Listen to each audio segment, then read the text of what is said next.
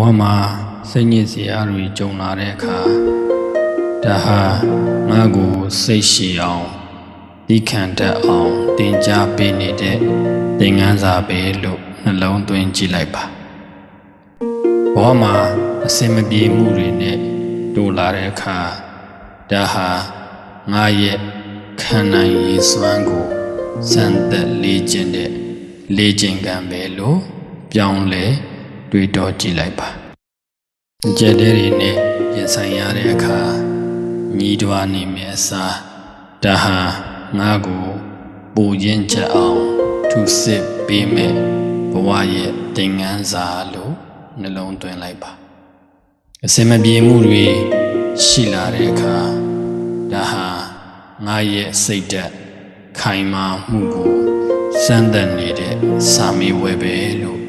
ပြောင်းလဲရှုမြင်ကြည့်လိုက်ပါနေတတ်ရင်ထင်တယ်လို့လဲအနေမကျက်ပါဘူးစိတ်အမြင်မှန်ကန်သွားတဲ့အခါခါသီလာတဲ့လောကကြီးကအေးငြိမ်တဲ့နေရာတစ်ခုပြန်လဲဖြစ်လာပါလိမ့်မယ်